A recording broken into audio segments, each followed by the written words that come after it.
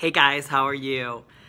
Oh my gosh, I don't even know where to begin. Today I'm going to be doing a review on the Netflix documentary on CT called CT's Magnificent Obsession. And I have to tell you, this documentary, it had such a profound impact on me that I don't even really know where to begin to start, but I'll just start. I don't have anything prepped. I just want to really speak right from my heart, because I know that if I speak from my heart, that in a way that it's meant for someone out there, one person out there today watching this is going to be moved and inspired. Number one, to go watch the Netflix documentary, and then number two, to just be inspired to put their life in a positive direction, make their steps in a positive direction. So, watching this documentary, 5 stars out of 5 stars. If that's all you tuned in to watch, just go watch it. You can watch me later. If you want to just kind of continue on, then I'll kind of break it down for you. Okay, so I'll just tell you some of the ways and why it affected me on such a powerful level. Number one, I don't really know how much detail I ever like to get into. You know, if you watch my videos, you'll see I tell stories. You know, I'll give you like breadcrumb stories kind of along the way, along my path that I've walked. But I literally watched it and had an immediate connection. And when I say an immediate connection, I mean eyeball to eyeball, like when you've gone through some tough stuff in your life, and when you've been abused, when you've been hurt, when you've been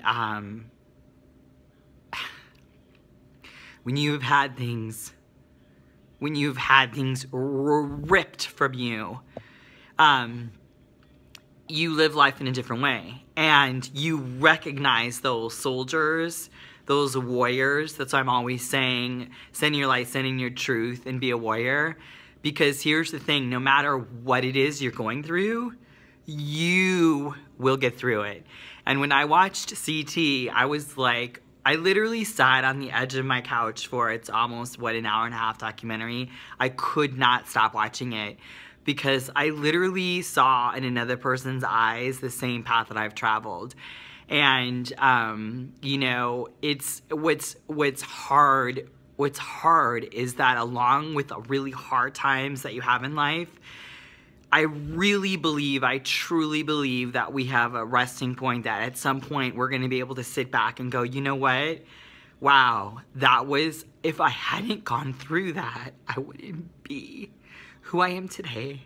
And I wouldn't be able to speak to you and to be motivating and inspiring to people had I not gone through that, had I not looked fear in the face. And he has this segment in the documentary where he says, I looked fear directly in the face from my eye. I said, fear, today I come to you and I stand and I tell you to go. I tell you to go on my ground. Something like that. And that's what I say today to fear. I say, fear, today you leave. And it's like, in life, you're going to see that, especially if you've kind of grown up your younger years, being in difficult situations, you're going to find that had it not been for those difficult situations and those difficult circumstances, you wouldn't be able to take life on. You wouldn't be able to walk into a room and have pride in yourself, because you know what? You overcame that adversity. You stood up to that bully, or to that emotion, or to that feeling, or to those people that took from you. They raped you. They pillaged you. They put you down. They left you. They abandoned you. You know what? Good that they did that. You know why? Because now you get to stand up on your own 2 feet. You get to brush that dirt off and you get to say, this is my world, this is my time, and I choose to shine. And no one, I don't care who you are, will ever put me down again, ever. And that's just like, it's like, you know what? It's like we all have that fire within us, but sometimes we forget. It's like we kind of have gone through the battle and we have these battle scars and they're kind of like thick, right? And sometimes we lose our breath and sometimes we lose our way. And it's like, watching this documentary is like, I literally was like, thank you, CT. Thank you for reaching through and speaking to me, because it's like ever since I was a little girl, you could have asked me at 8 years old, what do you want to do? You know, everyone had their little jobs, what they wanted to do. And I would look you like dead in the eye and I would say, I'm here to motivate people. I'm going to be a motivational speaker. Like, and I would say that. And why would I say that? I think it's because I saw pain. I saw my father abuse my mother. I would hear my mother when I was a little girl. I would hear her cry every night. My bed was right above her bed. And I would hear her cry herself to sleep every night. And it left an impact on me. It left an impact on me, excuse my language, but to be one strong motherfucker. And I didn't care that I was a white girl. I didn't care anything. If I competed, if I did anything, I would go toe to toe. And I would just use that pain and that energy to demolish my competition.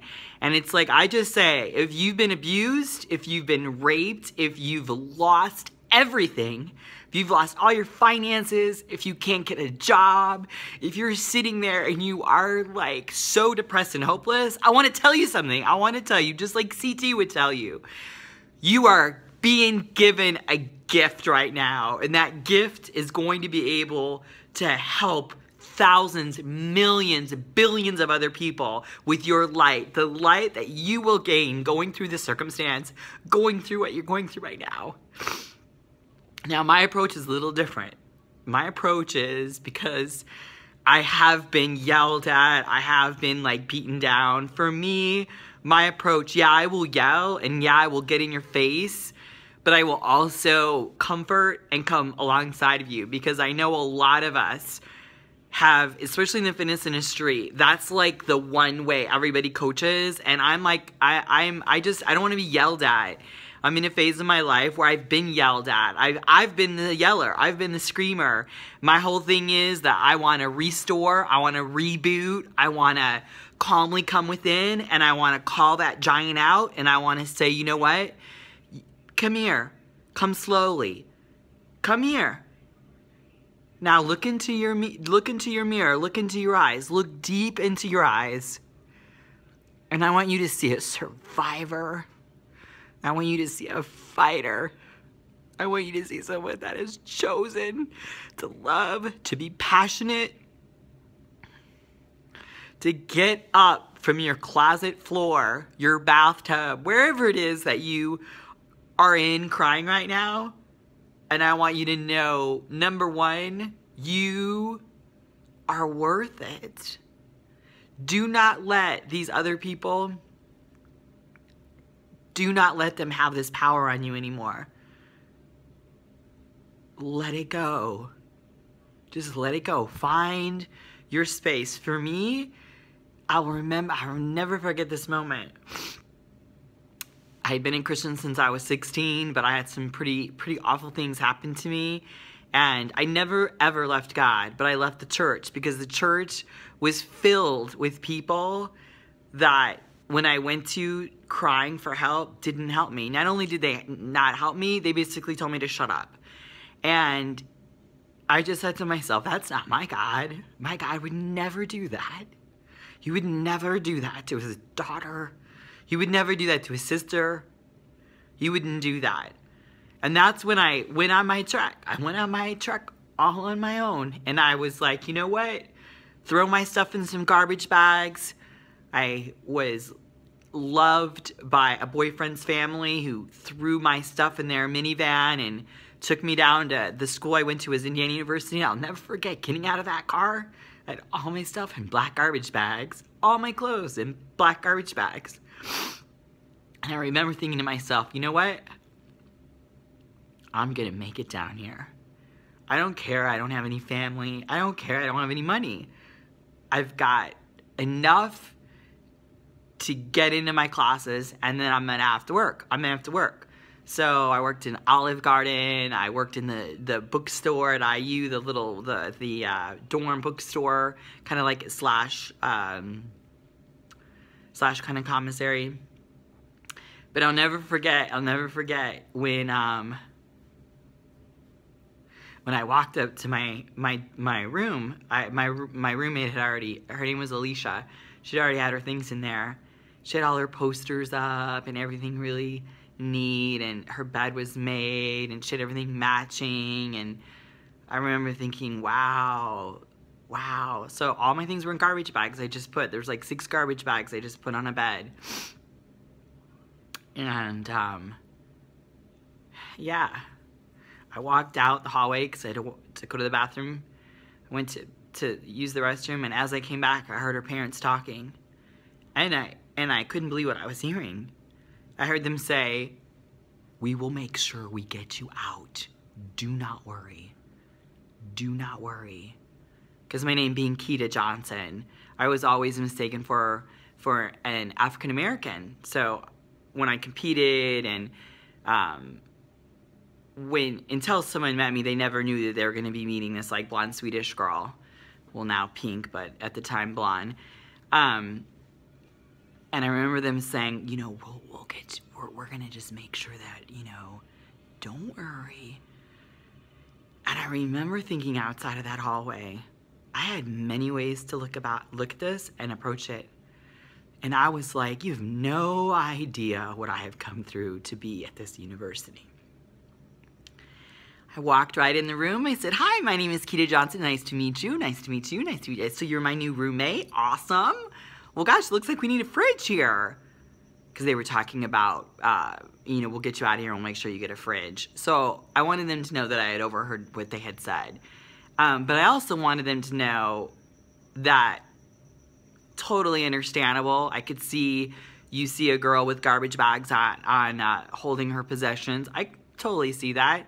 But you had no idea the gift that I was going to be bringing your daughter about freedom, independence, passion, and a goal-getter. That's okay. They're going to see.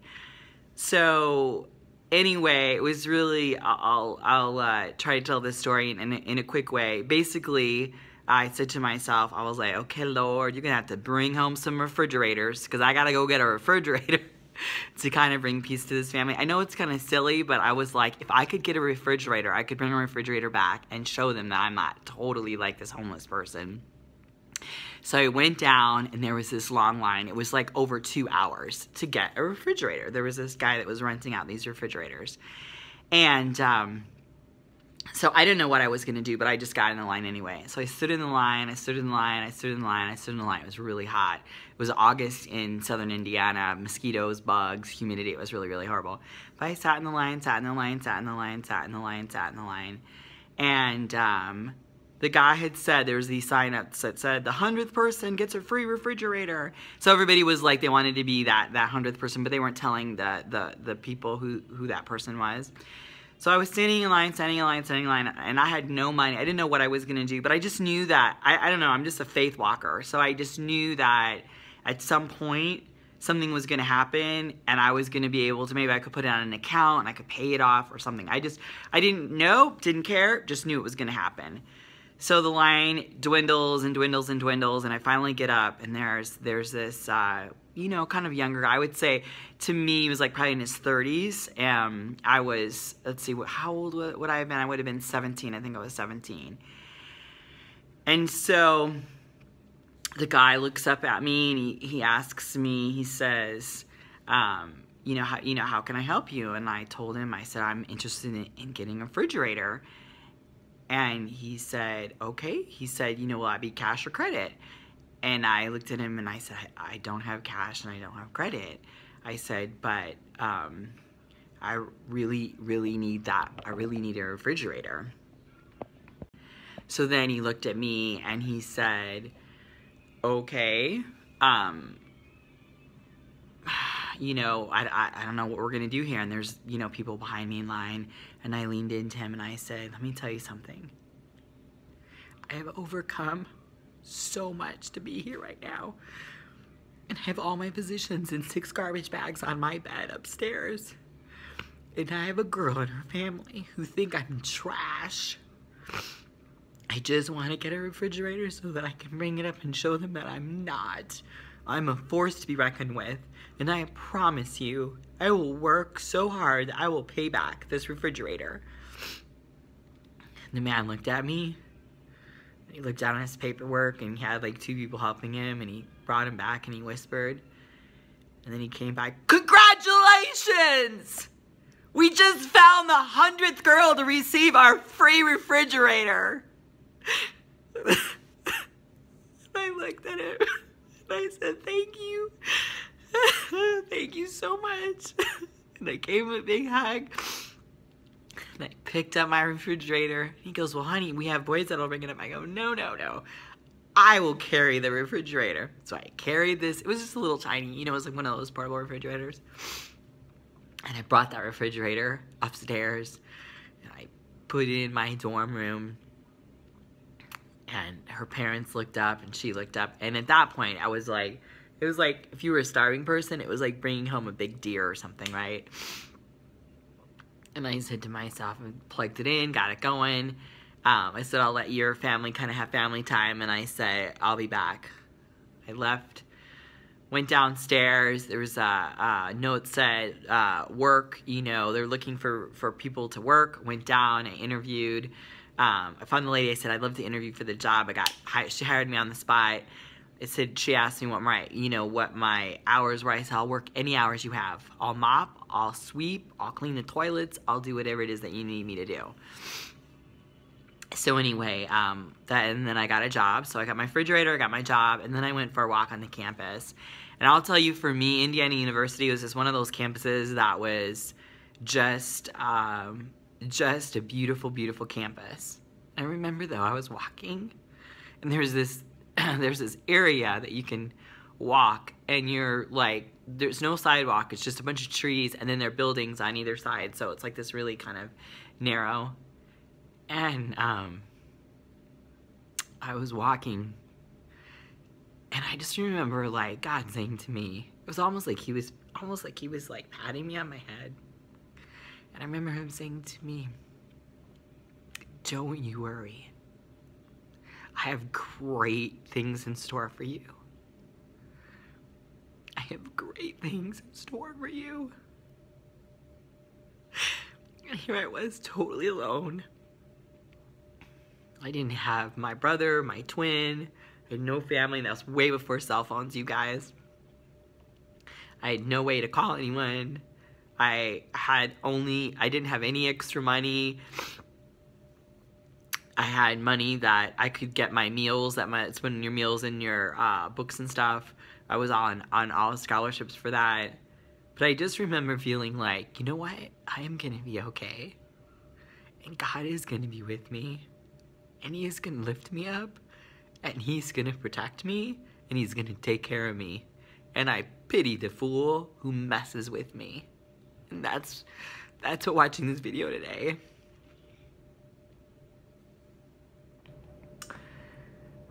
reignited in me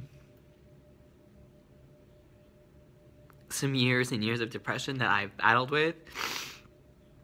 And I think where depression comes from is maybe just that you get tired of fighting, because you've been fighting your life, your whole life. You've been fighting for so long in your life. When I watched this documentary, I realized that you've got to get up, and you've got to fight, and you've got to help other people, and you've got to share your stories. And I've got a lot of stories to tell. And if you guys, you know, give me a thumbs up, subscribe below, let me know that you like these stories, and I got tons of these stories to tell. But watching CT, I literally, and again, the title is CT, My Magnificent Obsession. It's on Netflix right now. I see a man who has traversed the same wild wilderness that I have. He is from Compton, grew up in Compton. I think he was born in, I can't remember, it was another place, and then he moved to Compton. Oh, Watts. He was born in Watts, and then he moved to Compton. But what's really, I'm gonna go watch I guess he's got a YouTube channel. I've never watched him. I had never heard of him before I watched this documentary, so I'm sure I'm gonna be really, really moved. But just one other story that I want to hit on that would just really, really moved me, and that was, I don't know if he'll ever watch this, but from one survivor to another survivor, and from many other survivors out there, you're going to understand this. So sometimes in our life, whoever it is, and whatever it was, whatever the great torment in your life was or has been, we have chosen, number one, to remember that tormentor or that story exactly how our truth was, right? So we're very clear on who that person was. We're very clear on what they put us through. We're very clear on how we overcame it. Now, if you're fortunate, you can come to peace with that. And for me, it can take years. It can almost take half a lifetime. And in fact, I don't know if you ever overcome it, but I think you can make peace with it. It's almost like a wild flying angel, but it's a little like wild. It's not. And yeah, I said angel. I have picked my worst tormentor, who put me literally where most people would have been, into the ground. And I look at this soul as now an angel. And I'll tell you why. Because there's a scene where CT is sitting in his dad's house, and he's kind of sitting back, and the light is darkly lit on him. And he's talking to his dad. They're interviewing his dad. And you've heard up to that how his dad busted his nose, gave him 2 black eyes when he was supposed to apologize to a teacher. And the only reason why he didn't apologize to the teacher is the teacher wasn't there. So his dad didn't even wait to listen to him. He just busted him. Anyway, so you've heard all these stories about who his dad was. I could totally relate to all of that. And then you go and visit him, and he's sitting out in front of his dad's house, and you see his hands kind of tremble, and you see him taking a deep breath in, and you immediately yourself go to where you have been in your life when you have had the opportunity to face that tormentor or be in the room with that tormentor, that soul, and you're right there with him. You know what he's going through. But you want him to go and face that. And he said something about, there was a line in there, something about an old lion. And I can't remember what it was, but my brain switched on to me being like that old lion, like, you know. And then all of a sudden I was realizing, no, maybe he meant his dad was like the old lion. And then you go in and the camera sees his dad, and his dad's really old and weathered and kind of gaunt in his face, and he's got this like listless kind of like vision. His eyes kind of like almost appearing to look at the mist over a dawning sun. I mean, just very like not quite in his body anymore, almost like, you know, he's not long for this world. And you see CT, you know, being honorable because his mother said, I want you to see him on his birthday, I want you to see him Christmas and his birthday.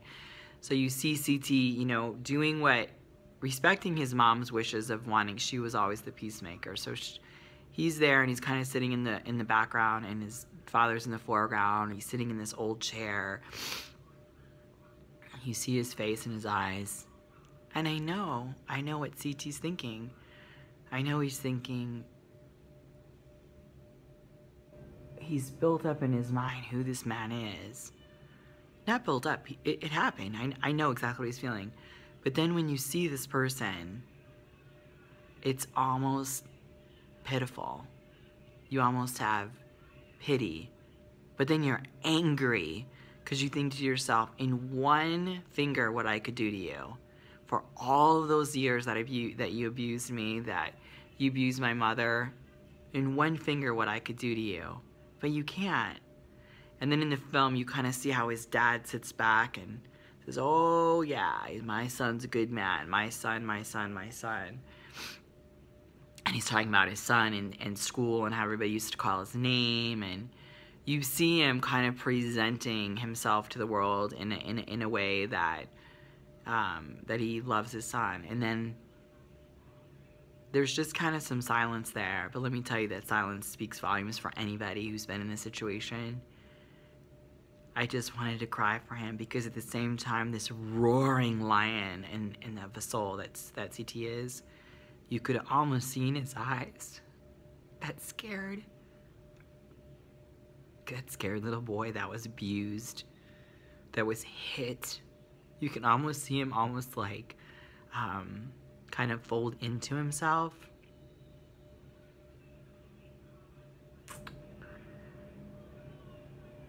And then he walks, you know, okay, Pop's gotta say goodbye, and he reaches down and he touches his hand, and he walks out and he gets to his car and he says, did you see how he couldn't answer your question? What was one happy memory as a child? And the man, he said he was a good listener or something. So you know the dad knows. But while that whole scene was occurring, this is the thought that I had. The thought that I had was, what if these tormentors, what if the man that raped me, what if my mother, my father, who I felt in my younger years I was just really abused, what if in essence they are our teachers, our angels?